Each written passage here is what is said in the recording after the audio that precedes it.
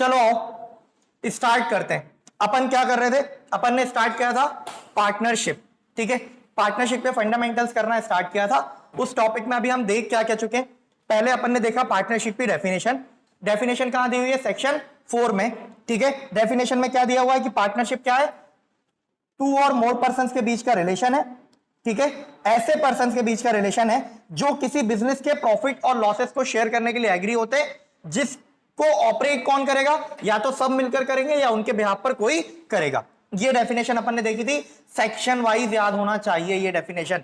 Section 4 of Indian partnership act 1932 में ये definition दी हुई है जो आपको याद होनी चाहिए। अपन डेफिनेशन कवर कर चुके हैं, फीचर्स कवर कर चुके थे, फीचर्स भी बोल सकते हैं, कैरेक्टरिस्टिक्स भी बोल सकते हैं पार्टनरशिप, ठीक है। अब नेक्स्ट टॉपिक है मेरा पार्टनरशिप डीड, बहुत ही इंपॉर्टेंट और बहुत ही मजेदार, ठीक है, सुनने का। भाई साहब एक समस्या है, वो मैं तुम्हारे सामने रखता हूं, अब आपको उसका हल बताना है। वैसे ये घर घर की समस्या है, ठीक है, और ये सेशन स्पेशली फॉर बॉयज है, ठीक है। उन जनहित में जारी टाइप वो नहीं आता है कमेंट, वैसा है। सुनो मुझे एक बात बताओ, क्या तुमने अपने घर में लड़ाई होते देखी है क्या, मम्मी पापा के बीच में? देखिए कौन जीतता है लड़ाई में? बिल्कुल बाय डिफॉल्ट विनर होता है। मतलब उस लड़ाई करने से पहले लड़ाई करने वाले दोनों पार्टीज को मालूम होता है कि जीतने कौन वाला है। कभी तुमने ऐसा देखा है कि पापा की चल गई हो ज्यादा? मैक्सिमम जगह मम्मी की चलती है। वो एक्सेप्शनल केस जिनके हैं, वो एक्सेप्शनल केस तुम्हें नहीं पता, लेकिन जीतती मम्मी है। वो दिख रहे होते हैं कि पापा जीत रहे हैं, लेकिन जीतती अल्टीमेट मम्मी है। तो देखा है सबके घर में होती है क्या? हमारे घर में तो बहुत होती है। तुम्हारे घर में कैसी होती है वो नहीं पता, हमारे घर में बोलता है होगी तो बात बुला लेना। क्या करेगा आके? टिकट लगती है उस फाइट को देखने के लिए। चलो, तो हमारे घर में लड़ाई कैसी होती, काम को लेकर के लड़ाई हो जाती है कि ये काम मेरा नहीं है, ये काम मेरा नहीं है। और कैसे लड़ाई, खाने वाने पे से लड़ाई हो जाती है। काम और खाने पर से लड़ाई अमूमन होती है, ठीक है। इन लड़ाइयों से बचने का मेरे पास है एक रास्ता। क्या रास्ता? बोल रहा है बाहर चले। बाहर जाके कब तक जाएगा बाहर? भाई जब तक भड़ास निकल नहीं जाएगी ना, तब तक मम्मी पापा को बीट करती रहेगी, पै पै पै कुछ ना कुछ लगा रहेगा। तो बेस्ट रास्ता पता है क्या है इन सारी लड़ाइयों से बचने का, जो मैंने अभी तक समझा है और मैं तुम्हें समझा रहा हूं। मैं खुद भी फॉलो करूंगा अगर मैंने कभी कुछ ऐसा किया तो। क्या? कुछ नहीं करने का, एक एग्रीमेंट बनाने का, एक रिटर्न पेपर पे एग्रीमेंट बनाने का। फेरे वेरे से पहले मस्त उस पे साइन, उस पे टर्म्स एंड कंडीशन लिखी होनी चाहिए। क्या तुम्हारे राइट्स होंगे, क्या उसके राइट, क्या तुम्हारी ड्यूटीज, क्या उसकी ड्यूटीज, क्या तुम्हारे काम, क्या उसके काम। लिख के रख लो एक कागज पे, लिख के रख लो। अरे तुमने वो गाना नहीं सुना है, सौदा है दिल का ये? तो क्यों नहीं भाई, क्या दर? और लड़ाई होने से बचने के लिए कर रहे हैं ना, फ्यूचर में होने वाले डिस्प्यूट से बचने के लिए कर रहे हैं। मैं तो करूंगा, और तुम अगर तुम अपना जीवन सुखी चाहते हो तो करो, नहीं तो भाई अपने गले में पट्टी बांध के दे देना। मेरा क्या जा रहा है, मेरा तो समझाना फर्ज था, मैंने समझाया। एग्रीमेंट कर लो, उस पर सारी बातें लिख लो, किसकी क्या राइट्स है, किसकी क्या ड्यूटीज है। तो क्या लड़ाई होना कम हो सकती है क्या? हाँ, जैसे ही उसने बोला झाड़ू लगाओ आज, तुम झट से निकाल के दिखाने का उसको, भाई साहब एग्रीमेंट में लिखा है 6 days a week तुम लगाओगी, एक वीक में एक दिन मैं लगाऊंगा।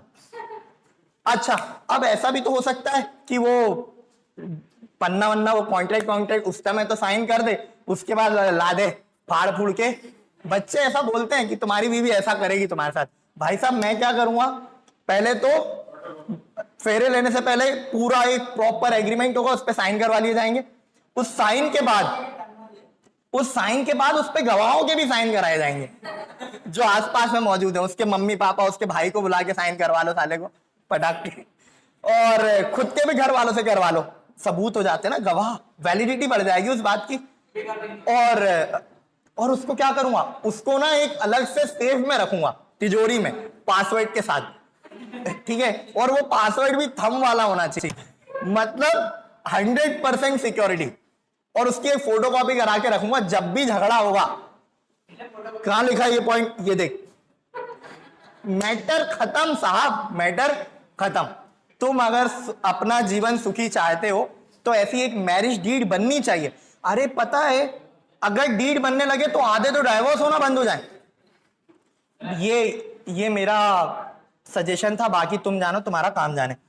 तो बेटा ऐसे ही जब पार्टनरशिप की जाती है, ऐसे ही जब पार्टनर, हम शादी में कर सकते हैं, ठीक है, पढ़ाई का यही तो यूटिलाइजेशन है, आप सीखो कब कहां कैसे यूज करना है, ठीक है। तो सुनो मेरी बात, जब आप शादी कर रहे हो तब वो कर लेना, लेकिन अभी हम क्या पढ़ रहे हैं, पार्टनरशिप। तो पार्टनरशिप में 2 या 2 से ज्यादा लोग होंगे, तो उनके बीच में भी क्या होंगे, आपसी मतभेद होंगे, लड़ाइयां झगड़े होंगे, डिस्प्यूट्स अराइज होंगे किसी किसी मैटर पर, ठीक है। आदमी बोल के भूल जाता है, अक्सर ऐसा होता है। तो क्या करने का, एक डीड बना लेने का। डीड बना लोगे, डीड का मतलब सिंपल ही होता है एक डॉक्यूमेंट जिसमें सबकी राइट, ड्यूटीज, लाइबिलिटीज लिखी हुई हो, जिसको हम फ्यूचर में एज अ रेफरेंस यूज कर सकें, उसको क्या बोलते हैं, डीड बोलते हैं। और जब ये डीड पार्टनर्स के बीच में बनेगा तो उसको क्या बोलेंगे, पार्टनरशिप डीड बोलेंगे। जब ये डीड कपल के बीच में बनेगा तो क्या बोलेंगे, मैरिज डीड बोल सकते हैं, ठीक है। इस मैरिज डीड के आविष्कारक कौन है, अंकुर जैन। मैं सालों से बच्चों को ये पढ़ा रहा हूं और बहुत सही है, ऐसा होना चाहिए, लेकिन आदमी मानता नहीं है। बाद में तुम आके बोलोगे, रोओगे मुझसे कि सर आपने बताया था, हमने की नहीं। बता रहा हूं, सीरियसली लेना। क्या बोल रहा है, तुम खुद ही रोओगे, सच बता रहा हूं। देखो आके डेफिनेशन पढ़ते हैं, पूरा बैक माइंड में चलना चाहिए शादी वाला एग्रीमेंट। देखो, since partnership is the outcome of an agreement. Agreement होता है 2 लोगों के बीच में, शादी में भी एग्रीमेंट होता है भाई साहब, एग्रीमेंट होता है, दोनों परिवार रेडी होते, फिर शादी वादी हो रही होती है।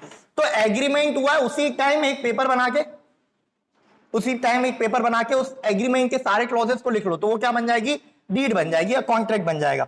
It is essential that there must be some terms and condition agreed upon by all the partners. Terms and condition होनी चाहिए जिस पर सारे पार्टनर्स एग्री हो रहे हो, और ये terms and condition pre decided हो जानी चाहिए, बाद में लफड़ा होना ही नहीं चाहिए, हाँ या ना, हाँ। Such terms and condition must be, ये यहां पे कुछ गड़बड़ हो गई, थोड़ा सा देख लेना, must be either written और oral। ये टर्म्स एंड कंडीशन कैसी हो सकती हैं, ओरल हो सकती हैं और रिटर्न हो सकती है। लेकिन तुम्हारे पास यहां पे तुम्हें ओरल काट ही देना चाहिए, क्योंकि अगर तुमने ओरल एग्रीमेंट से कर लिया तो साहब अल्टीमेट विनर कौन है, तुम जानते हो, अपने घर में देख सकते हो, ठीक है। तो marriage agreement must be in return, और पार्टनरशिप एग्रीमेंट दोनों तरीके से किया जा सकता है। The law does not make it compulsorily to have an written agreement। Law बोलता है क्या शादी के एग्रीमेंट के लिए, लॉ ने बोला क्या, नहीं। ऐसे पार्टनरशिप एग्रीमेंट के लिए भी लॉ नहीं बोलता है। However, in order to avoid any misunderstandings and disputes, misunderstanding, गलतफहमियों को दूर करने के लिए, उनको अवॉइड करने के लिए, और मतभेद जो लड़ाइयां हो सकती हैं उनसे बचने के लिए क्या है, it is always best course to have a written agreement duly signed and registered under the act। Sign भी करवा लो और उसको रजिस्टर्ड भी करवा लो। रजिस्टर्ड करवाना मतलब क्या होता है, नोटरी वकील होते हैं कुछ, जिनका काम होता है स्टैम्प को नोटराइज करना, ठीक है। तो आप नोटरी भी करवा सकते हो। हालांकि मैरिज एग्रीमेंट मुझे नहीं लगता नोटरी हो पाएगी उसकी, और हो जाए तो वेरी गुड। बाकी आप उसको वैलिडिटी तो प्रोवाइड करवा सकते हो गवाहों के साइन करवा के। आ जाओ, द पार्टनरशिप डीड। अब ये पार्टनरशिप डीड के बारे में बता रहा है क्या है। The partnership deed is a written agreement amongst the partners which contains the terms of agreement। It is also called articles of partnership। Articles अपन ने पढ़ा था कंपनी के articles, articles of association. Articles of association में क्या रहता था, company के डे टू डे काम कैसे होंगे, कौन क्या करेगा, कौन क्या नहीं करेगा, क्या क्या काम करना है, कब करना है, कैसे करना है, क्यों करना है, कितना करना है, ये सारा लिखा रहता है आर्टिकल्स ऑफ एसोसिएशन में। किसके, कंपनी के। ऐसे ही कंपनी पार्टनरशिप फॉर्म की पार्टनरशिप डीड में क्या लिखा रहेगा, पार्टनर्स को क्या काम कब कितना कैसे करना है, हाँ है ना, उनके राइट्स एंड ड्यूटीज। अब partnership deed should contain the following points. Partnership deed में क्या क्या होना चाहिए, देखो, contents of partnership deed. Marriage deed में क्या होना चाहिए, सबसे पहले तो लिखा होना चाहिए ऊपर की ये एग्रीमेंट किस किस के बीच में हो रहा है, फिर डेट ऑफ एग्रीमेंट होना चाहिए, फिर टर्म ऑफ एग्रीमेंट होना चाहिए, कितने साल के लिए एग्रीमेंट हो रहा है, अगर 7 जन्म के लिए तो 7 जन्म के लिए, 1 जन्म के लिए तो 1 जन्म के लिए, और सो ऑन, ठीक है। फिर क्या होना चाहिए, पार्टीज पता होना चाहिए, कौन पार्टी है, कौन पति है, कौन पत्नी है, उनके माता पिता का नाम, सारी डिटेल होनी चाहिए। फिर क्या होना चाहिए, सबसे इंपॉर्टेंट क्लॉज की दहेज कितना आ रहा है दहेज कितना आ रहा है। फिर उसमें एक बात और लिखी होनी चाहिए कि जब अलग होंगे, सेपरेशन होगा, तो कितना दहेज वापस करना है। वो हंगामा मूवी देखिए क्या, हंगामा मूवी, परेश रावल की एक मूवी हंगामा, हंगामा। उसमें एक सॉन्ग है, परी परी है एक परी। उसमें वो परेश रावल अपनी बीवी को बोलता है चली जा ऐसा वैसा, तो वो फटाफट बोलती है हाँ हाँ चली जाऊंगी, पहले मैंने जो 7 गाड़ी, एम्बेसिडर गाड़ी पता नहीं कितनी गाड़ी, 3 बोलता है 7 बोल, जो भी बोलता है तुम रिवाइज कर लेना उसको, मैं रिवाइज करके नहीं आया। तो सोना वोना मांगती है वापस, परेश रावल चुप हो जाता है, कहां से वापस देगा भाई, इतना सारा पैसा कहां से वापस देगा। तो इसलिए पहले लिख लो लेकर कितना आ रही हो, लेकर कितना जा सकती हो। ये दहेज वाला पॉइंट ना अपन सुनो, सबसे पहला पॉइंट क्या था कि किस किस के बीच में एग्रीमेंट हो रहा है। तो पार्टनरशिप डीड में क्या होना चाहिए, पार्टनरशिप फॉर्म का नाम होना चाहिए, ठीक है। फिर पार्टीज का नाम होना चाहिए, फिर डेट होना चाहिए, फिर ये होना चाहिए कि कितने टाइम के लिए पार्टनरशिप की है। फिर वो जो दहेज वाला पॉइंट है उसको आप रिलेट करते हो कैपिटल से, कौन सा पार्टनर कितने कैपिटल लेकर आएगा। फिर उसमें इंटरेस्ट ऑन कैपिटल वाला फॉर्मेट होना चाहिए, इंटरेस्ट ऑन कैपिटल वाला क्लॉज होना चाहिए, मतलब जो दहेज वहेज दिया उसको कितना पैसा दिया जाएगा पर मंथ खर्चे वर्चे के लिए, पॉकेट से कितना मारा जा सकता है, ठीक है। फिर आगे और क्या क्लॉज होना चाहिए, ड्राइंग बताया था, कौन कितना निकाल सकता है, पॉकेट से कितना निकाल सकता है, ये वाला पॉइंट भी पहले ही डाल लो, लड़ाई नहीं होगी उससे। फिर इंटरेस्ट ऑन ड्राइंग, तूने पॉकेट से पैसा निकाला है, अब कितना मैं उस पर इंटरेस्ट चार्ज करूंगा, ये पॉइंट हो सकता है, ठीक है। और क्या पॉइंट हो सकता है, किसके क्या राइट्स होंगे, किसकी क्या ड्यूटीज होंगी, ये तो सबसे इंपॉर्टेंट क्लॉज है, इसको बोल्ड एंड कैपिटल लेटर में लिखा होना चाहिए, किसके क्या राइट्स होंगे, किसकी क्या ड्यूटीज होंगी, ठीक है। फिर अगर कभी अलग होना है, पार्टनरशिप फॉर्म बंद करनी है, तो तब क्या क्या कोर्स होंगे। अच्छा, फिर कभी लड़ाई हो जाए तो सरपंच कौन बनेगा, लड़की के घर वाले या तुम्हारे घर वाले, ठीक है। तो सरपंच कौन बनेगा ये भी पहले से तय होना चाहिए, पता, अगर उसके घर वाले सरपंच बनेंगे तो क्या होगा, तुम्हारा लॉस, अगर तुम्हारे घर वाले तो उसका लॉस। तो होना क्या चाहिए, मॉडरेट पैनल बैठना चाहिए डिस्प्यूट्स के सुलझाने के लिए। और अगर झगड़ा बड़ा हो गया तो फिर कैसे आगे काम होगा। ऐसे ही पार्टनर्स में भी कभी कभी छोटे मोटे झगड़े हो जाते हैं, तो छोटे मोटे झगड़ों को कैसे निपटाओगे, कौन बैठ के उसको क्या करेगा, उस मैटर को सुनेगा और किसका डिसीजन हम फॉलो करेंगे, ये सारी बातें भी हम पार्टनरशिप डीड में लिख सकते हैं। आ जाओ देखते हैं एक बार डीड में क्या क्या है। और यहां से तुम अपने मैरिज एग्रीमेंट के क्लॉज भी देख सकते हो क्या क्या रखना है। यहां देखो, a partnership deed provides the following information and agreement, क्या क्या, name and address of the firm, क्या नाम है फर्म का, एड्रेस कहां है मतलब कहां ऑफिस रहने वाला है, name and address of all the partners, पहले तो पार्टी का, फिर वाइफ का, फिर तुम्हारा अपना, ठीक है। फिर क्या, ऑब्जेक्ट ऑफ बिजनेस फर्म, ये पॉइंट वहां पे नहीं लग सकता, ठीक है। ऑब्जेक्ट हो सकता है भाई, बिजनेस का ऑब्जेक्ट क्या है, क्या करने के लिए हमने पार्टनरशिप स्टार्ट की है, ठीक है। प्रॉफिट, पीएसआर शेयरिंग, जो हस्बैंड कमा के लाएगा उसकी शेयरिंग कैसे होगी, ठीक है। प्रॉफिट शेयरिंग रेशो, कितना मेकअप पे जा सकता है, ये भी डाल सकते हो, तो पीएसआर हो सकता है, ठीक है। इसको अपन शॉर्ट में पूरे चैप्टर में पीएसआर बोलेंगे, क्या बोलेंगे, पीएसआर, प्रॉफिट शेयरिंग रेशो। चलो, कंट्रीब्यूशन ऑफ कैपिटल, कितना कैपिटल, दहेज कितना आ रहा है, कितना कैपिटल कंट्रीब्यूशन आ रहा है, वो हो सकता है। अरे भाई साहब, rights, types of roles and duties of partners, किसके क्या राइट्स हैं, किसकी क्या रोल्स है, फर्म में कौन क्या काम करेगा और ड्यूटीज उनकी। ड्यूरेशन क्या है, 7 जन्म, यहां पार्टनरशिप जितने टाइम के लिए भी कर रहे हो। कभी कभी ऐसा होता है, मान लो एक रोड का कॉन्ट्रैक्ट मिला है, पॉइंट ए से पॉइंट बी तक, पॉइंट ए से पॉइंट बी तक मुझे रोड बनाकर देना है, तो अब मेरे पास अकेले में, मेरा काम है कंस्ट्रक्शन करने का, तो मेरे पास अकेले में वो काम करने की एबिलिटी नहीं है, ना तो इतने रिसोर्सेज है ना इतनी कैपिटल है, तो एक मेरे जैसा ही कॉन्ट्रैक्टर और है, हम दोनों मिलकर वो कॉन्ट्रैक्ट ले लिया, तो अब ड्यूरेशन हमारी क्या होगी पार्टनरशिप की, जैसे ही ये रोड पूरा बन गया हमारी पार्टनरशिप डिसॉल्व हो जाएगी, हम अपना अपना काम जैसे करते आ रहे हैं वैसे करने लगेंगे। आई के बाद समझ में, तो ड्यूरेशन ऑफ पार्टनरशिप भी लिखी जा सकती है, ठीक है। फिर रेट ऑफ इंटरेस्ट बेटा, rate of interest on capital, interest on drawing और इंटरेस्ट ऑन लोन। कैपिटल पर इंटरेस्ट क्या होता है, कल मैं थोड़ा सा समझा रहा था आपको, अभी और डीप में समझाऊंगा।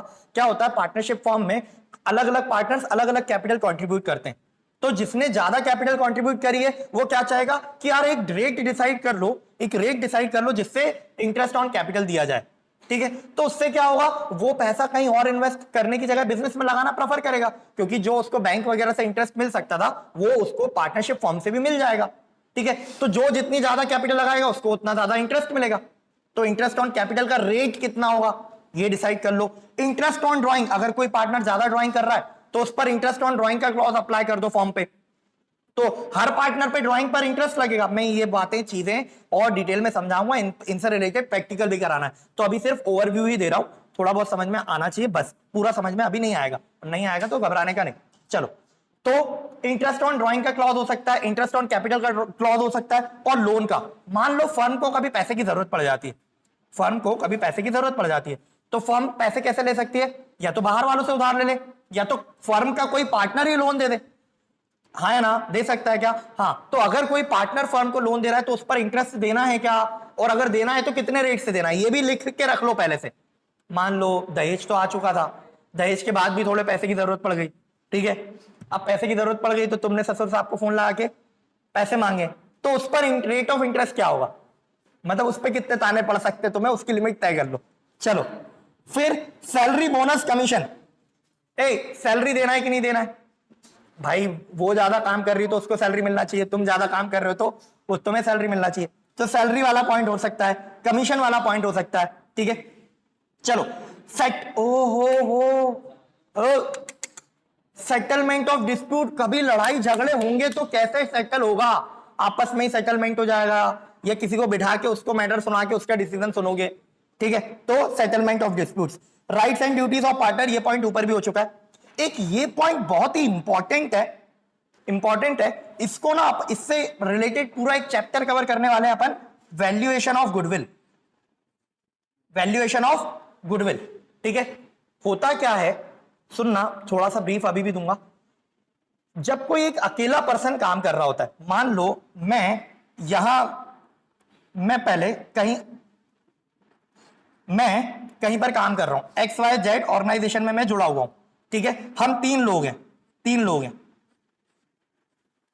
हैं, सालों से काम करते आ रहे हैं। कितने साल हो गए? मान लो हमें 7-8 साल हो गए, 7-8 सालों से हम काम कर रहे हैं, ठीक है। तो अब मुझे एक बात बताओ, क्या 7-8 सालों से हम बिजनेस रन कर रहे हैं, तो इस ऑर्गेनाइजेशन की कुछ मार्केट में इमेज क्रिएट हुई होगी क्या? अच्छी इमेज क्रिएट हुई होगी, कुछ तो बना किया ही होगा, तो उसको बोलते हैं गुडविल। तो अब होता क्या है, सोल प्रोप्राइटर में ना पूरी गुडविल, जो भी नाम, अच्छा नाम होता है वो किसी एक ही पर्सन का होता है, लेकिन जब पार्टनरशिप हो रही होती है तो ये जो नाम बना है ये तीनों के एफर्ट से बना होगा, हाँ या ना? तो अब होगा क्या, कोई पार्टनर छोड़कर जाएगा, या किसी पार्टनर की डेथ होगी, या किसी पार्टनर को हम एडमिट कर रहे होंगे, तो उस, मान लो बेटा यहां तक हम 3 ही पार्टनर थे, इस पॉइंट ऑफ टाइम से हम एक नए पार्टनर को एडमिट कर रहे हैं, तो उस समय क्या इन लोगों ने जो पहले से मेहनत करके नाम जमाया है, बेटा अच्छा नाम होने से मार्केट में क्या होता है, प्रॉफिट ज्यादा होता है, आपके पास ज्यादा लोग आएंगे, प्रॉफिट बढ़ेगा। तो बेटा इन तीनों के एफर्ट्स की वजह से क्या इसको भी फ्यूचर में फायदा होगा क्या?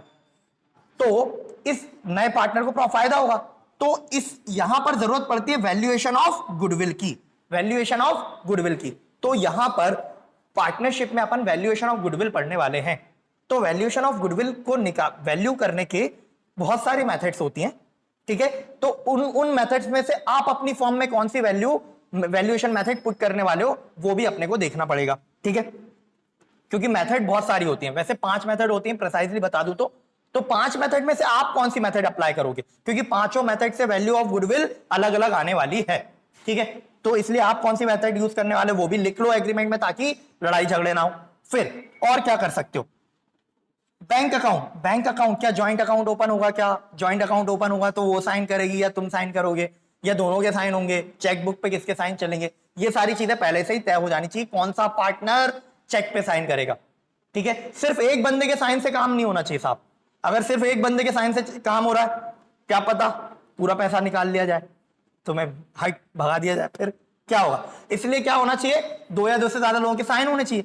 बैंक अकाउंट अलग से ओपन होगा या नहीं होगा, अलग होगा तो साइन किसके चलेंगे, ये सारी बातें पहले से तय कर लिया जाए। फिर ये रिवैल्यूएशन वाला पॉइंट भी ना गुडविल से रिलेट करता है। बेटा आपको पता है एसेट की बुक वैल्यू और एसेट की फेयर वैल्यू, दोनों में अंतर होता है। एक एग्जांपल देता हूं, मान लो जिस घर में मैं रह रहा हूं, मैंने मान लीजिए आज से 25 साल 30 साल पहले वो घर 1 लाख रुपए में खरीदा। कितने में? 1 लाख रुपए में। तो मेरे पास वो ऐसे कितने की दिख रही होगी? 1 लाख की। क्या आज मैं बेचने जाऊंगा तो वो घर 1 लाख में ही बिकेगा क्या? अगर वो पूरी बिल्डिंग टूट भी जाए ना तो वो प्लॉट भी 1 लाख से कहीं ज्यादा में बिकेगा, है ना? तो बुक वैल्यू और उसकी फेयर वैल्यू दोनों में अंतर है क्या? तो ऐसे ही फर्म में ऐसे की वैल्यू में हमेशा अंतर रहता है।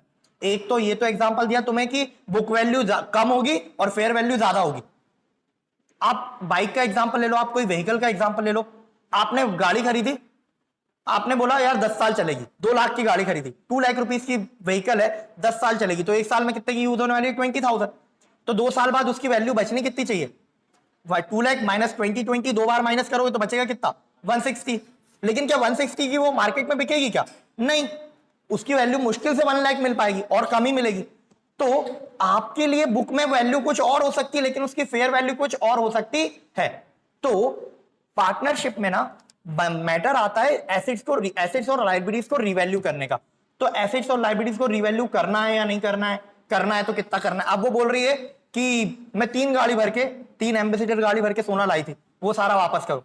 अब वो 3 एम्बेसडर गाड़ी कब लाई थी, अब उसकी वैल्यू क्या होगी, तो किस हिसाब से पैसा देना है? उस हिसाब की, उस समय की वैल्यू से पैसा देना है। उस समय गोल्ड कुछ और ही होगा, अब इतने सालों बाद गोल्ड कुछ और ही है, तो किस हिसाब से पैसा एसेट्स को रिवैल्यू करना है या नहीं करना है, और करना है तो कितना करना है, ये भी पहले से ही तय कर लो, नहीं तो लड़ाई झगड़े होते हैं भाई। तो सब मैं तो तुम्हें समझा ही रहा हूं।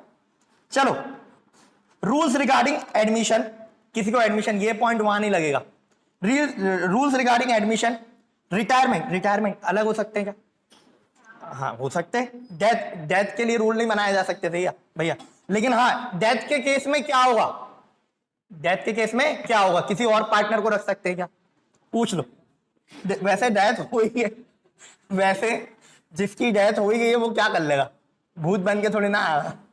चलो, सो ये था पार्टनरशिप डीड और पार्टनरशिप डीड के क्लॉजेस, क्या क्या पार्टनरशिप डीड में होना चाहिए। इसके अलावा ऐसा नहीं है कि ये इतनी लिस्ट है, इसके अलावा भी आप अपने हिसाब से जो जो जरूरी समझते हो सारी बातें इन डिटेल उसमें लिख सकते हैं, ठीक है? Same with marriage agreement, please do that, बहुत जरूरी है साहब, करना बहुत ज्यादा जरूरी है, वर्तमान स्थिति बहुत ही दयनीय है। चलो, इंपॉर्टेंस, डीड वाला कंसेप्ट पढ़ा है, अब इंपॉर्टेंस देख लेते। अरे अब तुम्हें मेरे को बताओ, तुम होनहार, बुद्धिमान, शक्तिमान, और तुम्हें मेरे एग्जाम्पल के बाद अब तुम्हें जरूरत है कि मैं तुम्हें इंपॉर्टेंस बताऊं? कितनी इंपॉर्टेंस है?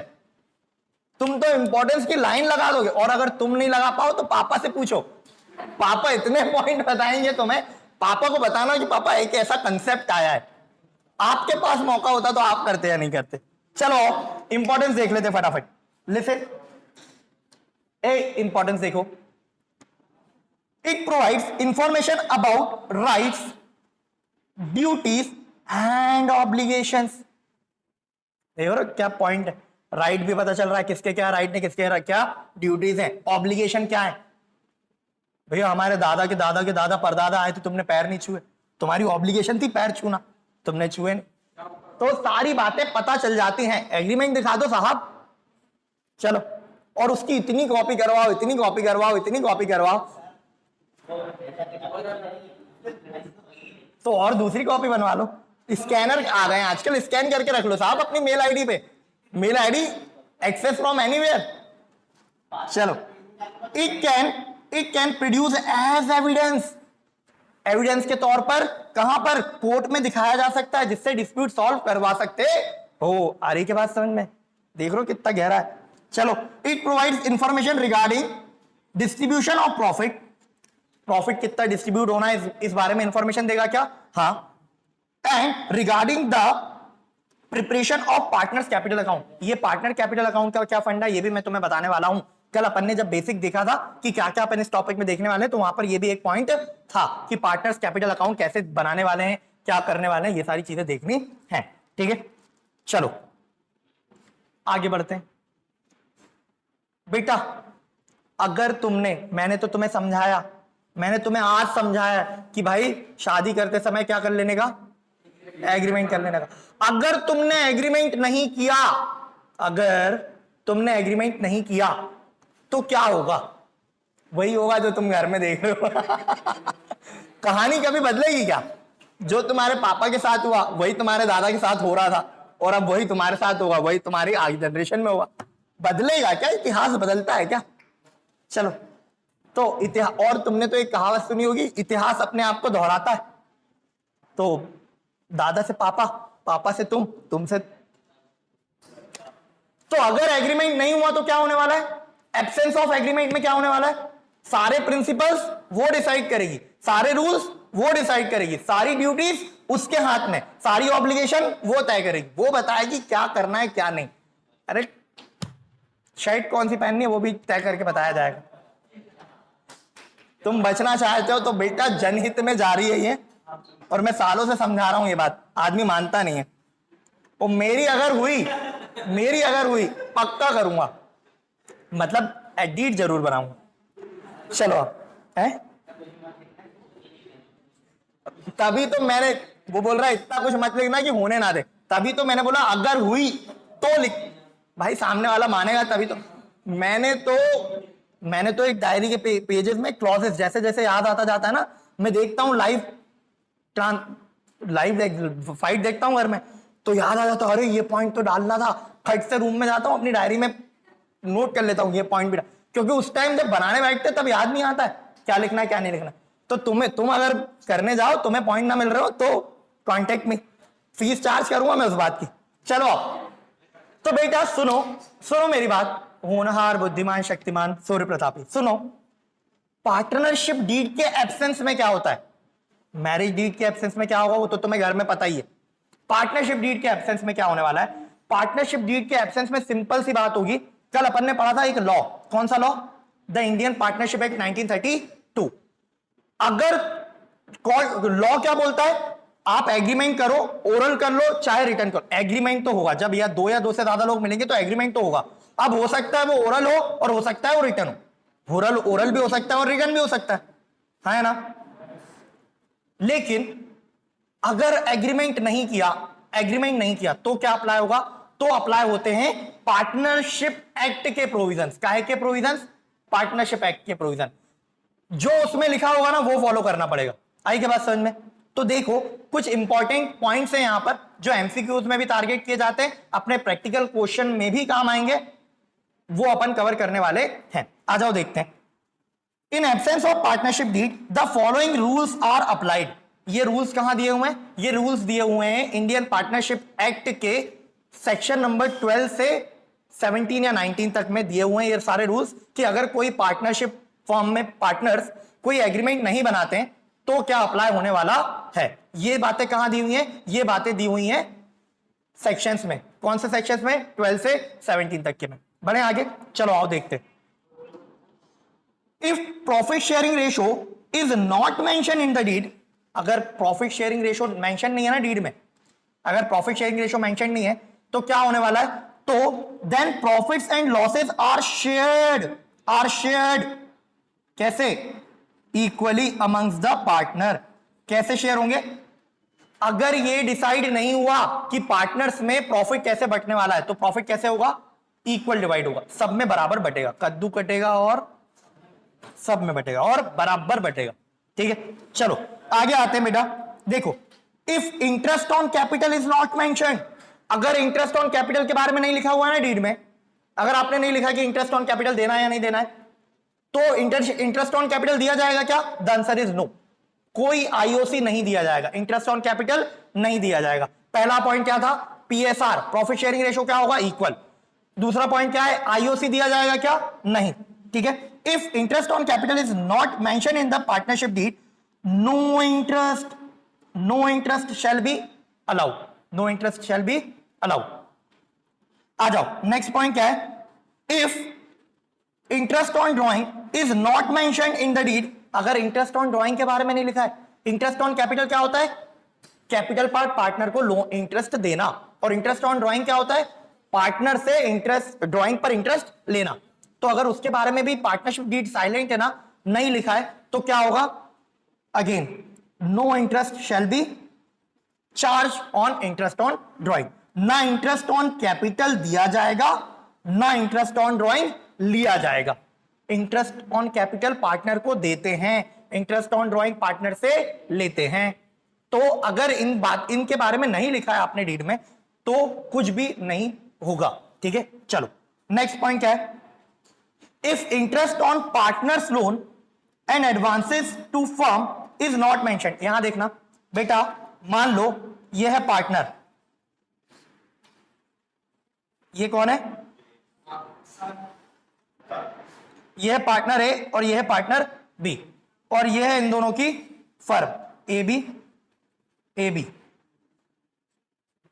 ठीक है, ये क्या है, फर्म, और ये कौन है बेटा, पार्टनर्स। सुनना इस बात को बहुत अच्छे से, डायग्राम बना के इसलिए बता रहा हूं क्योंकि कंफ्यूजन क्रिएट करता है ये पॉइंट। ठीक है, आखिरी में बताऊंगा कंफ्यूजन कहां क्रिएट होती है। सुनो बेटा, पॉइंट बोल रहा है ना नेक्स्ट वाला कि अगर पार्टनर्स के बीच में ये डिसाइड नहीं हुआ ना कि बेटा पार्टनर्स क्या कंट्रीब्यूट करते हैं, मुझे बताओ, दोनों पार्टनर फर्म को क्या देंगे, कैपिटल देंगे क्या, बोलो हाँ या ना, कैपिटल देंगे, बोलो हाँ। अब फर्म को कैपिटल के अलावा भी पैसे की जरूरत पड़ सकती है क्या बीच में, हाँ, तो पैसे की जरूरत पड़ेगी तो पार्टनर्स फर्म को क्या देंगे, लोन देंगे। बेटा दो ऑप्शन है फर्म के पास, या तो वो किसी बाहर वाले से जाके लोन ले ले और उसको इंटरेस्ट दे, या तो अपने पार्टनर से ही लोन ले ले। ठीक है, तो अगर कोई पार्टनर, मान लो फर्म को पैसे की जरूरत थी, कितने की, मैंने बोला 50,000 की जरूरत थी, तो पार्टनर बी ने फर्म को क्या दे दिया, लोन। तो अगर ऐसा कोई लोन देता है पार्टनर फर्म को, कौन, पार्टनर फर्म को, loan by partner to firm, तो उस लोन पर 6% पर एनम के रेट से इंटरेस्ट दिया जाएगा, चाहे भले आपने डीड में ना लिखा हो। आई के बात समझ में। और ये किसके अकॉर्डिंग चल रहे हैं अपन, ये चल रहे हैं इंडियन पार्टनरशिप एक्ट 1932 के प्रोविजंस के हिसाब से। तो इंडियन पार्टनरशिप एक्ट 1932 के प्रोविजंस क्या बोलते हैं, पहला पॉइंट क्या देखा कि अगर पीएसआर डिसाइडेड नहीं है तो इक्वल बांट दो, अगर आईओसी डिसाइडेड है तो मत दो, अगर आईओडी डिसाइडेड नहीं है तो मत लो, और अगर इंटरेस्ट ऑन लोन डिसाइडेड नहीं है, interest on loan by partner to firm, ये इसका रेट डिसाइडेड नहीं है, तो कितना परसेंट इंटरेस्ट देगा, interest at the rate 6% per annum. ये वर्ड भी ध्यान रखना, पर एनम, फ्लैट 6% अलाउ नहीं है, पर एनम अलाउ है। आई के बात समझ में। चलो अब ना होता क्या है, पॉइंट ऐसे बदल दिया जाता है एमसीक्यू में, जब टारगेट होता है तो ऐसे कर दिया जाता है। क्या कर दिया जाता है, देखो ये जो पॉइंट है 6% पर एनम वाला रेट, ये किस इंटरेस्ट पे लगता है, interest loan by partner to firm, loan by partner to firm, इस पर कितना इंटरेस्ट दिया हुआ पार्टनरशिप एक्ट में, 6%। लेकिन अगर फर्म पार्टनर को लोन दे, क्या ऐसा भी हो सकता है क्या, पार्टनर को घर में पैसे की जरूरत है तो वो फर्म से लोन ले सकता है क्या, हाँ, तो उस लोन पर क्या इंटरेस्ट देना है, इस बात के लिए एक्ट साइलेंट है, इस बात के लिए एक्ट साइलेंट है। तो ध्यान रखना किस लोन पर 6% इंटरेस्ट की बात कही गई है, loan by partner to firm.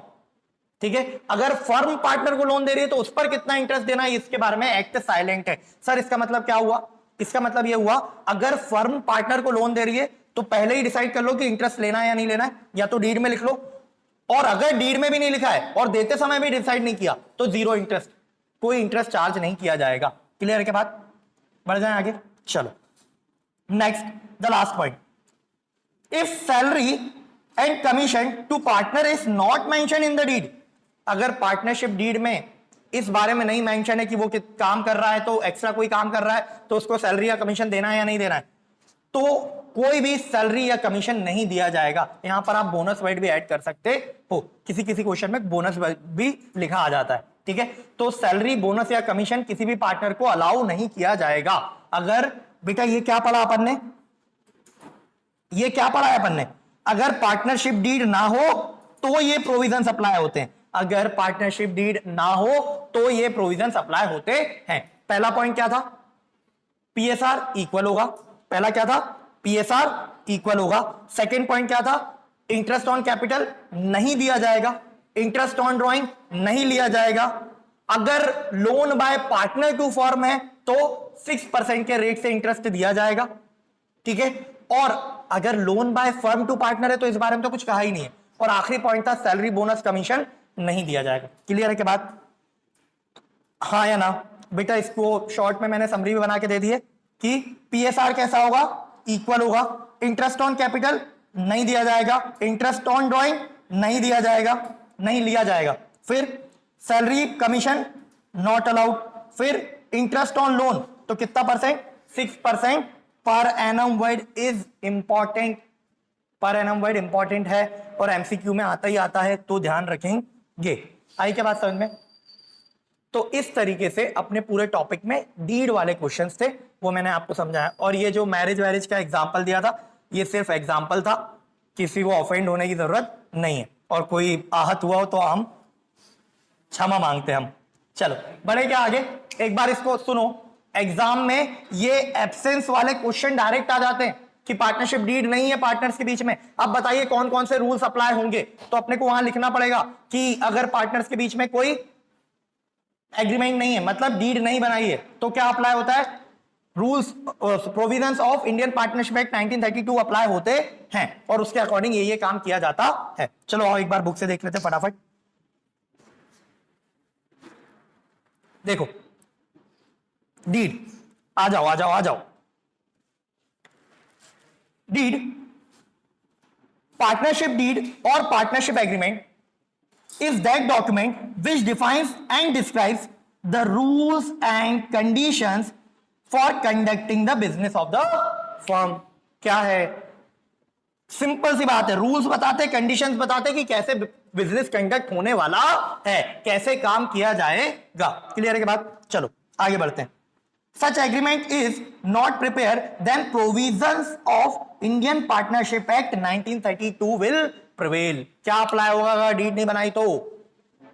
चलो ए, ऑब्जेक्टिव ऑफ पार्टनरशिप डीड पढ़ाने की जरूरत है क्या? तुम तो अब समझ ही सकते हो, तो इतना अच्छा एग्जांपल दिया तुम्हें बिल्कुल समझ में आएगा। ठीक है, देख लो, आ जाओ देख लेते। Whenever the partners constitute a partnership firm, they all enter into an agreement which is called partnership deed। Such agreement contains all the terms, conditions and rules on which the business of the firm will be conducted। ठीक है, क्या लिखा रहता है उसमें, rules, principles और procedures, कैसे कैसे बिजनेस में काम होने वाला है। ठीक है, profit will be distributed, account will be maintained and the rights and liabilities and duties of the partners will be defined। क्या क्या डिफाइंड होगा, प्रॉफिट कैसे डिस्ट्रीब्यूट होगा, किसके क्या राइट, किसकी क्या ड्यूटीज, बुक्स ऑफ अकाउंट्स कैसे रखे जाएंगे, ये सारी बातें डिफाइंड होंगी। ठीक है, कंटेंट्स ऑफ पार्टनरशिप डीड और subject matter of partnership deed. ठीक है, यहां पे कुछ भी नहीं किया है, पार्टनरशिप डीड के मैटर्स को दो पॉइंट में बांटा है, एक तो जनरल मैटर्स और एक accounts related matters. General matter में क्या क्या हो जाएगा, ना name and address of the firm, nature and area of the business, क्या नेचर है, टर्म कितनी है, मतलब कितने समय के लिए है, फिर rights and duties of the partners, किसके क्या राइट्स होंगे, किसके क्या ड्यूटीज होंगी, entry and exit of a partner, कोई पार्टनर एंट्री कर रहा है तो कैसे करवाएंगे और उसके रूल्स पहले से डिसाइड होंगे, कोई एग्जिट करके जा रहा है तो हम क्या करेंगे, फिर डिसोल्यूशन, अगर बिजनेस बंद करना है तो कैसे डिसोल्यूशन होगा उसको भी पहले से डिसाइड कर लेते हैं, फिर एक्शन अगेंस्ट कॉन्ट्रावेशन ऑफ रूल्स, अगर कोई रूल तोड़ा गया, कोई रूल तोड़ा गया तो क्या सजा दी जाएगी, वो सब, फिर आर्बिट्रेशन, आर्बिट्रेशन ना कोर्ट वोट में जाने का फंडा है, ऐसा समझ लो। ठीक है, फिर मैटर्स रिलेटिंग टू अकाउंट्स, क्या क्या हो सकते हैं, कैपिटल कौन कितनी लाएगा, ये लोन बाय पार्टनर, अगर कोई पार्टनर लोन देगा तो उस पर इंटरेस्ट देना है या नहीं देना है, कैसे डील करना है, वो सब, loan by firm loan to firm by partner. ठीक है, पहला वाला लोन क्या था, लोन बाय पार्टनर, अगर पार्टनर कोई लोन लेता है, इसको देख लेते हैं एक बार। The partnership deed should make it clear how and to what extent a partner can take loan, a partner can take loan, ये पार्टनर के लोन की बात हो रही है, फर्म से पार्टनर लोन ले रहा है, उस वाले पॉइंट पर डिस्कशन हो रहा है। ठीक है, ऐसा नहीं होना चाहिए कि कोई पार्टनर बार बार फर्म से पैसा लेता जा रहा है। ठीक है, तो डिसाइड होना चाहिए कितना ले सकता है और कब ले सकता है। ठीक है, चलो फिर what will be the rate of interest, अगर कोई रेट ऑफ इंटरेस्ट लेना है तो वो क्या रेट होगा, and what will be the mode of repayment, वापस कैसे लिया जाएगा उससे, या तो उससे कैश में पैसे वापस ले लो और या तो उसका प्रॉफिट में जो शेयर बच रहा है उसमें से काट लो, ऐसा भी कर सकते हैं क्या, तो पहले से ही डिसाइड कर लो ताकि फ्यूचर में कोई डिस्प्यूट ना हो। ठीक है, फिर and to what extent and under what terms and condition the firm can take loan from third party. बेटा थर्ड पार्टी से लोन लेने की बात भी पहले से ही डिसाइड कर लो, ठीक है। ऐसा ना हो कोई पार्टनर चुपचाप फर्म के नाम पे लोन वोन ले ले किसी थर्ड पार्टी से, तो आप पहले ही डीड में लिखकर रख लो कि कितना लिया जा सकता है, कब लिया जा सकता है, कैसे लिया जा सकता है। आई के बात समझ में? चलो आगे बढ़ते हैं। 11 पॉइंट कर ही चुके हैं अपन पहले भी। फिर ड्राइंग बाय पार्टनर, ड्राइंग कौन कितनी कब कर सकता है ये भी पहले से तय कर लो। पता चल रहा है कोई नालायक सा पार्टनर है, किए जा रहा है धमाधम ड्राइंग, फिर पैसा निकाला, फिर पैसा निकाला, फिर पैसा निकाला। ड्राइंग से क्या होता है, बिजनेस में कैश अवेलेबिलिटी कम हो जाती है, तो उससे बिजनेस अफेक्ट होता है। तो पहले से ही डिसाइड कर लो कितनी ड्राइंग की जा सकती है, कब ड्राइंग की जा सकती है, ठीक है। फिर रेम्यूनरेशन टू पार्टनर, अगर कोई पार्टनर काम वाम कर रहा है एक्स्ट्रा, 4 पार्टनर है, 4 में से 2 काम करते, 2 काम नहीं करते, तो पहले से ही डिसाइड कर लो क्या उनको कोई रेम्यूनरेशन या सैलरी वगैरह देनी है क्या, ठीक है। ये सब पहली चीजें डिसाइड कर लो। प्रॉफिट शेयरिंग रेशो क्या होगा ये डिसाइड कर लो। फिर ये गुडविल वाला पॉइंट समझा दिया, गुडविल कैसे असरटेन करनी है, ये बहुत सारी मेथड्स हैं, तो आप कौन सी मेथड लगाने वाले हो वो देख लो। पार्टनर का कैपिटल अकाउंट, बेटा 2 मेथड होती है पार्टनर का कैपिटल अकाउंट बनाने की, वो मैं आपको प्रैक्टिकल में समझाऊंगा। एक फिक्स्ड मेथड होती है और एक फ्लक्चुएटिंग मेथड होती है। तो किस मेथड से पार्टनर के कैपिटल अकाउंट रखे जाने ये भी पहले से ही तय कर लो, क्योंकि दोनों मेथड अलग अलग हैं, दोनों मेथड में अलग अलग ट्रीटमेंट किया जाता है, तो पहले से ही डिसाइड कर लो। मे भी अपन कल की क्लास में यही करने वाले हैं। चलो फिर ऑडिट ऑफ अकाउंट्स, ऑडिट क्या होता है ये तो समझते हो, बुक्स ऑफ अकाउंट्स बनाना और फिर उसको किसी चार्टेड अकाउंटेंट से एग्जामिन करवाना कि वो सही है या नहीं है। तो ऑडिट करवाना है, कैसे करवाना है ये सब लिख लो। Settlement of accounts of a partner, ठीक है।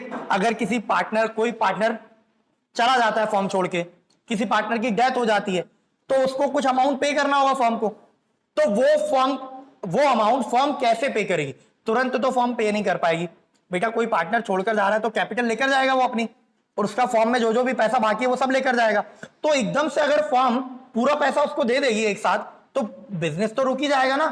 तो आप पहले से डिसाइड कर सकते हो कि अगर कोई पार्टनर छोड़कर जाएगा तो उस केस में उसको जो पेमेंट करनी है, क्या वो कुछ इंस्टॉलमेंट में कर दी जाए क्या, या एक साथ ही पेमेंट करनी है, और अगर इंस्टॉलमेंट में करनी है तो उस पर इंटरेस्ट देंगे क्या, इंटरेस्ट देंगे तो कितने रेट से देंगे, ये सारी चीजें पहले से डिसाइड की जा सकती हैं। आ जाओ इस पॉइंट को देख लो। The partnership deed should provide as to how the share of profit, interest and capital will be paid to the partner who leaves the firm or dies। अगर वो छोड़कर जा रहा है तो कैसे पेमेंट हो रही है, अगर वो मर गया तो उसके किसी लीगल हायर को कैसे पेमेंट करने वाले हैं, ये सब पहले से डिसाइड कर लेते हैं। चलो एप्लीकेशन ऑफ गार्नर वर्सेस मरीनियम, ये एक रूल है। होता क्या है बेटा, जब किसी पार्टनर के बीच में लड़ाई होती है ना, ठीक है, कुछ भी होता है, कुछ डिस्प्यूट होता है ना बच्चे, तो कोर्ट जाता है, मैटर वो कोर्ट में जाता है, जज लॉ के हिसाब से डिसीजन सुनाता है। तो कभी कभी कुछ ऐसे डिसीजंस होते हैं जो माइलस्टोन का काम करते हैं, मतलब जिनके बेसिस पर फ्यूचर में आगे भी ध्यान रखा जाता है। जैसे मान लो कोई मैटर हुआ, कोर्ट में गए, तो कोर्ट ने कुछ डिसीजन सुनाया, तो उस डिसीजन को ना उन पार्टीज के नाम से जाना जाता है, उन पार्टीज के नाम से जाना जाता है। जैसे मान लो अंकुर और कोई XYZ नाम के बंदे के बीच में लड़ाई हो गई, हम दोनों कोर्ट गए, तो अब कोर्ट ने हमारे केस में जो डिसाइड किया, मान लो हमारी जिस तरह की लड़ाई हुई उसमें कोर्ट ने कुछ डिसाइड किया, ठीक है। अगर ऐसा ही डिस्प्यूट कोई और भी लेकर आएगा ना, तो उसको पता है क्या बोला जाएगा, अंकुर वर्सेस XYZ के केस में जो डिसीजन आया था वैसा ही ये केस भी है, तो वही डिसीजन यहां पर भी एप्लीकेबल है। तो ऐसे कोर्ट के कुछ डिसीजन आते हैं, ऐसे ही एक ये डिसीजन है, ठीक है। तो इसमें हुआ क्या था बेटा, वो इंसॉल्वेंसी वाला मैं बता रहा था। मान लो 4 पार्टनर है बेटा, ठीक है, 4 पार्टनर है,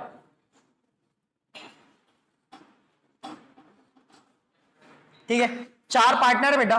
अब हुआ क्या, अचानक से इन चारों ने मिलकर फर्म बनाई, इन चारों ने मिलकर पार्टनरशिप फर्म बनाई। ये बिजनेस कर रहे थे, लेकिन क्या हुआ, इनका बिजनेस लॉस मेकिंग हो गया, तो लॉस हो गया। तो मैंने कल बताया था पार्टनरशिप फर्म में पार्टनर्स की लायबिलिटी कैसी रहती है, अनलिमिटेड रहती है। मतलब अगर वो पैसा नहीं चुका रहे तो उनके घर के सामान भी बेचकर पैसा चुकाया जाएगा, बर्तन भांडे तक बिक जाएंगे साहब घर के, लायबिलिटी अनलिमिटेड होती है। तो सुनो, अब गार्नर वर्सेस मरे वाले केस में क्या हुआ था बेटा, एक पार्टनर था, मान लो 4 पार्टनर है, इस 4 में से एक पार्टनर हो गया इंसॉल्वेंट। क्या हो गया, इंसॉल्वेंट। मान लो इन चारों का PSR था इक्वल, चारों प्रॉफिट कैसे बांटते थे, इक्वल। अब लॉस है, मान लो लॉस का अमाउंट है 1 लाख, तो ये भी 4 में बट जाना चाहिए, चारों का कितना आना चाहिए 25 25 25 25।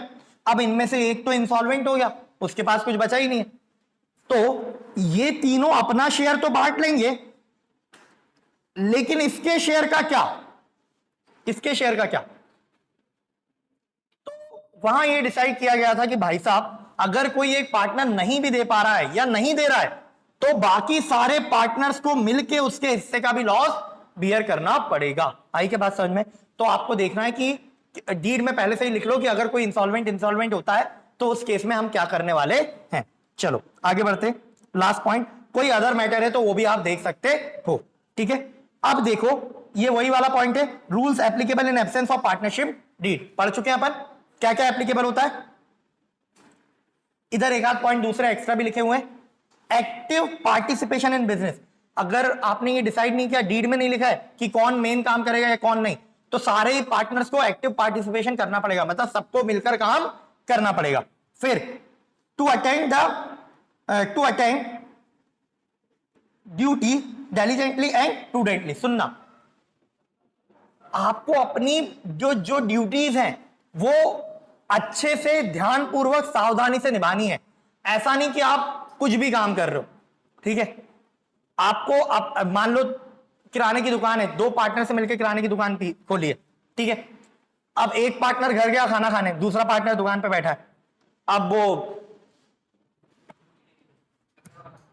और उनने गलती से आग का छर्रा वहीं छोड़ दिया, दुकान में आग लग गई।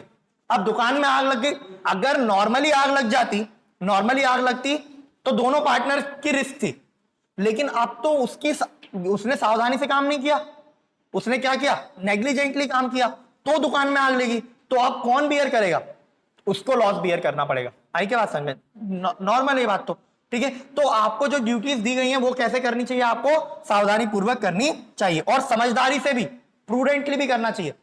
ऐसा नहीं कि तुमसे कुछ काम करने को बोला और तुम बेवकूफी भरा काम करा है, ठीक है। आई के बात समझ में, मतलब समझदारी से काम करना, डीलिंग वगैरह करो तो समझदारी से करो। मैं वो कल एग्जांपल दे रहा था, हम दो पार्टनर है, वो अलग एरिया में काम करने जाता है, मैं अलग एरिया में काम करने जा रहा हूं।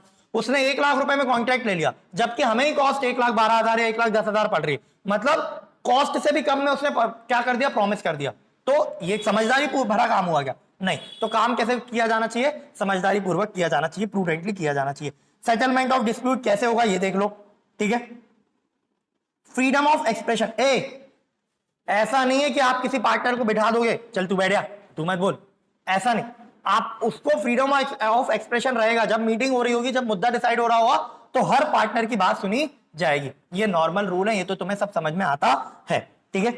फिर इंस्पेक्शन ऑफ बुक्स, बेटा जो अकाउंटिंग की जा रही है वो सारे पार्टनर्स चेक कर सकते हैं क्या, हाँ सारे पार्टनर्स चेक कर सकते हैं। अच्छा, हम डीड में ना ये क्लॉज डाल सकते हैं कि 4 पार्टनर है, 4 में से सिर्फ 2 ही पार्टनर बुक्स ऑफ अकाउंट्स देखेंगे, बाकी नहीं देखेंगे, ऐसा डाल तो सकते हैं, मतलब लेकिन उनको फुली रिस्ट्रिक्ट नहीं कर सकते कि वो बिल्कुल ही नहीं देखेंगे अकाउंट्स, कुछ हद तक रिस्ट्रिक्शन की जा सकती है। चलो, रेम्यूनरेशन दिया जाएगा क्या, नहीं दिया जाएगा, ये पहले ही पढ़ के आ चुके हैं, no remuneration. Interest on capital नहीं दिया जाएगा। प्रॉफिट शेयरिंग रेशो कैसा होगा, इक्वल होगा। फिर इंटरेस्ट ऑन एडिशनल कैपिटल, इस एडिशनल कैपिटल को आप लोन ही समझ सकते हो, कितना देंगे, 6% पर एनम देंगे। फिर इंडेमनीफाइंग टू पार्टनर्स, बेटा मान लो दुकान में आग लग गई, 2 पार्टनर है, 2 पार्टनर से मिलकर दुकान खोली है, एक तो दुकान में आग लग गई। अब क्या हुआ, हमारी दुकान पे फायर एक्सटिंग्विशर नहीं है, वो अग्निशमक यंत्र रेड कलर का सिलेंडर हमारी दुकान पर नहीं है, अगले बगल वाले की दुकान पर है, और वो सिलेंडर की कॉस्ट है 2500, लेकिन वो बगल वाली दुकान वाला सियाना था, उसने बोला मैं तो 5000 का दूंगा। तो जो पार्टनर दुकान पे बैठा हुआ था उसने 5000 निकाल कर देकर वो फायर एक्सटिंग्विशर खरीदा और दुकान की आग बुझाई। तो क्या उसने जो एक्सपेंस इनकर किए हैं उसको रिइंबर्समेंट मिलना चाहिए क्या उसको, हाँ। उसने फॉर्म के बिहाफ पर उस इमरजेंसी की सिचुएशन में कुछ किया, या नॉर्मली इमरजेंसी नहीं भी है, उसने फॉर्म के बिहाफ पे कुछ इनकर किया, तो उस चीज का पेमेंट फर्म उसको करेगी। मान लो वो दुकान पर बैठा है, लैंडलॉर्ड किराया लेने आ गया दुकान का, तो उसने अपनी जेब से निकाल के दे दिया, दुकान में नहीं थे पैसे, तो क्या फर्म उसको पे करेगी क्या? हाँ, तो ये बात हो रही है कि अगर पार्टनर कुछ पे करता है फर्म के बिहाफ पे तो firm will indemnify to it. Clear है के बात? चलो आगे बढ़ते हैं। अच्छा, no indemnity for wilful negligence. अगर उसने जानबूझकर गलती की है, आग उसी की गलती से लगी है, अब उसने फायर एक्सटिंग्विशर खरीद कर आग बुझाई है, तो उसको कुछ दोगे क्या? तो काय को देंगे और ऊपर से 2 सपाटे और देंगे। चलो बेटा, फॉर्म की एसेट को सब यूज कर सकते हैं क्या? हाँ बिल्कुल सब यूज कर सकते हैं। अच्छा, ये वाला पॉइंट बड़ा इंपॉर्टेंट है। मान लो 2-3 लोग मिलकर, 4 लोग मिलकर कोई बिजनेस कर रहे हैं, तो सेम बिजनेस मैं अपने घर में भी कर रहा हूं, ऐसा कर सकता हूं क्या? नहीं कर सकता भाई, ये तो गलत है ना, फर्म के साथ धोखा हुआ। मैं यहां पढ़ा रहा हूं, 4 लोग मिलकर हमने कोचिंग खोली, 4 लोग मिलकर पढ़ा रहे, और मैं चुपचाप सीक्रेटली घर में भी पढ़ा रहा हूं, वहां पे भी प्रॉफिट कमा रहा हूं। अगर मैं यहां पे उन्हीं को पढ़ाता तो वो प्रॉफिट फर्म में बचता, लेकिन अब मैं घर में पढ़ा रहा हूं तो वो प्रॉफिट मेरा हो गया। तो ऐसा अगर कोई सीक्रेट प्रॉफिट कोई पार्टनर अर्न कर रहा है तो उस प्रॉफिट का क्या होना चाहिए? उससे छीना जाना चाहिए और फॉर्म में लाया जाना चाहिए। आई क्या बात समझ में? चलो, accounting of profit in competing case. सुनो, अगर वो हमारे ही जैसा कुछ बिजनेस करके प्रॉफिट कमा रहा है और उसने प्रॉफिट कमाया है, बिजनेस कर रहा है और वो प्रॉफिट कमा रहा है, तो उससे लेकर आएंगे वो प्रॉफिट और उसकी अकाउंटिंग कैसे करने वाले ये देखना है। इफ देयर इज, कहां गया, if a partner earns profit from a business similar to or competing with the firm, he shall account for and pay the same to the firm। उससे लेकर आओ, उससे लो और वो फॉर्म में डिस्ट्रीब्यूट होगा as a profit of firm. चलो, no change of rights and duties. बेटा अगर फॉर्म में कोई चेंज करना है, फॉर्म के already decided rights and duties में कोई चेंज करना है, तो उसके लिए सबका हाँ बोलना जरूरी है क्या? हाँ, तो यही पॉइंट होगा। If there is any change in the constitution of the firm, the right and duties of the partner of the reconstituted firm shall be remain unchange. एक तो चेंज ही नहीं होना चाहिए, और अगर चेंज होगा तो सबकी परमिशन से चेंज होगा। चलो, right and duties of remain as usual. Rights and duties कैसी होंगी? अगर कोई हम फॉर्म में चेंज भी कर रहे हैं तो राइट एंड ड्यूटीज कैसी होंगी? जैसी पहले थी वैसे ही रहने वाली हैं। ठीक है, चलो फिर act with in the authority. बेटा जिसके पास जितनी अथॉरिटी है, किसी एक पार्टनर के पास चेक पे साइन करने का ही नहीं है अथॉरिटी, और उसने साइन करके बैंक में किसी को बेवकूफ बना के पेमेंट भी पास करवा लिया, तो अथॉरिटी के बाहर जाके काम कर सकते हो क्या? नहीं, आपके पास जितनी अथॉरिटी है, जिस पार्टनर को जितनी राइट दिए गए वो उतना ही काम करेगा। ठीक है, next, authority not to be delegated. मैं अपना राइट, मैं पार्टनर हूं किसी फॉर्म में, मैं अपना राइट किसी और पार्टनर को दे सकता हूं क्या? नहीं दे सकता। क्लियर है? चलो, डिसीजंस इन मैटर्स। बेटा अगर मैटर्स होंगे, डिस्प्यूट होंगे, तो ये कैसे डिसाइड होगा? ये पॉइंट पहले ही डिस्कस कर चुके हैं। Dissolution in case of death. अगर कोई मर जाता है पार्टनर, तो डिसॉल्यूशन होगा क्या? फॉर्म बंद होगी क्या, या फॉर्म वैसे ही चलती रहेगी? ये भी डिसाइड कर लो। ठीक है, इंटाइटलमेंट टू लीगल रिप्रेजेंटेटिव्स। ठीक है, इफ द पार्टनर डाइज। अगर कोई पार्टनर मर जाता है या रिटायर होता है तो उसका लीगल रिप्रेजेंटेटिव, मान लो मैं किसी फॉर्म में पार्टनर हूं, मैं मर गया, तो मेरा बच्चा क्या उसमें पार्टनर बन सकता है क्या? ये सारी चीजें भी, मतलब मेरा बच्चा या मेरी वाइफ पार्टनर बन सकती है क्या? ये सारी बातें भी पहले से डिसाइड कर ली जाती हैं। क्लियर के बाद, this was all about partnership deed, a important concept. ठीक है, इसके आगे अपन देखेंगे नेक्स्ट क्लास में।